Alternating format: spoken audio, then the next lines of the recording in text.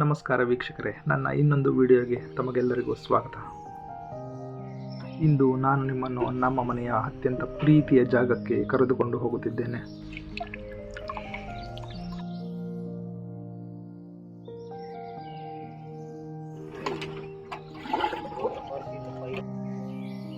ಇದು ಕೇವಲ ತೋಟವಲ್ಲ, ನಮ್ಮ ನೆನಪುಗಳ ಮನೆ, ನಮ್ಮ ಬದುಕಿನ ಭಾಗ.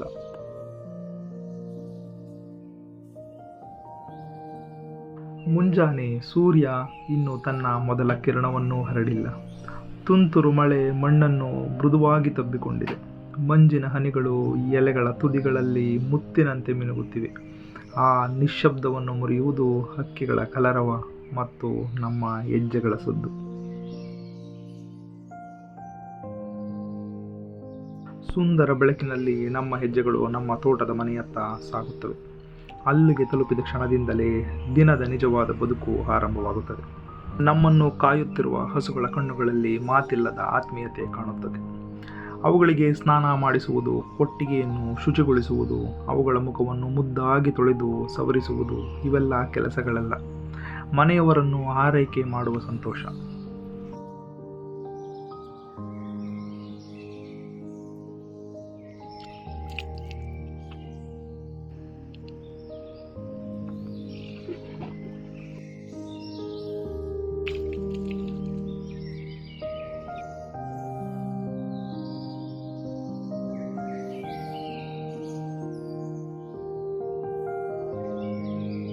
ಈ ಹಸುವಿನ ಹೆಸರು ಗೌರಿ. ಅಮ್ಮ ಪ್ರೀತಿಯಿಂದ ಇಟ್ಟ ಹೆಸರು. ಇದರ ಸೌಮ್ಯತೆಯಲ್ಲಿ ಈ ತೋಟದ ಶಾಂತಿಯೇ ಅಡಗಿದೆ. ಸುತ್ತಲೂ ತುಂತುರು ಮಳೆ, ಒದ್ದೆಯಾದ ಮಣ್ಣಿನ ಪರಿಮಳ, ಗಾಳಿಯ ತಂಪು, ಹಸಿರಿನ ಹೊದಿಕೆ ಇವುಗಳನ್ನು ಅನುಭವಿಸಲು ನಗರದವರು ಹುಡುಕುವ ಅಂದ ನಮಗೆ ಪ್ರತಿನಿತ್ಯದ ಬದುಕು.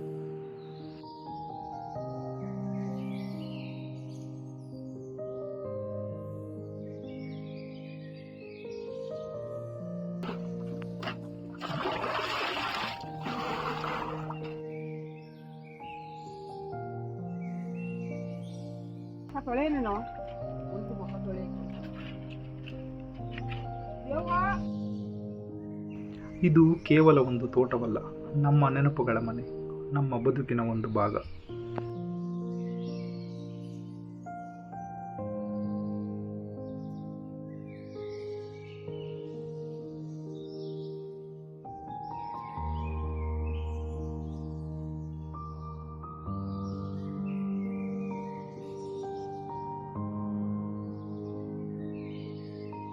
ನಮ್ಮ ಮನೆಯ ಹಸುಗಳು, ಕರುಗಳು, ನಮ್ಮನ್ನು ಹಿಂಬಾಲಿಸುವ ನಾಯಿ, ನಾವೆಲ್ಲ ಸೇರಿ ಈ ತೋಟದ ಕುಟುಂಬ.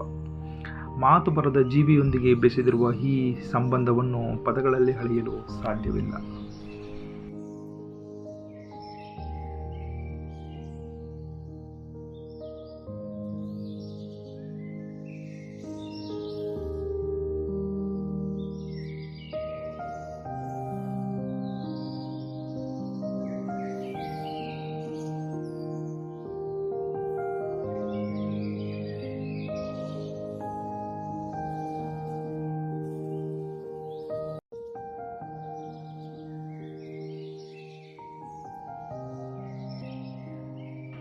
ಮೇವು ಹಾಕಿ ಪ್ರೀತಿಯಿಂದ ಹಾಲು ಕರೆದು ಅವುಗಳ ಆರೋಗ್ಯಕ್ಕಾಗಿ ಆರೈಕೆ ಮಾಡುವುದು ನಮ್ಮ ದಿನಚರಿ.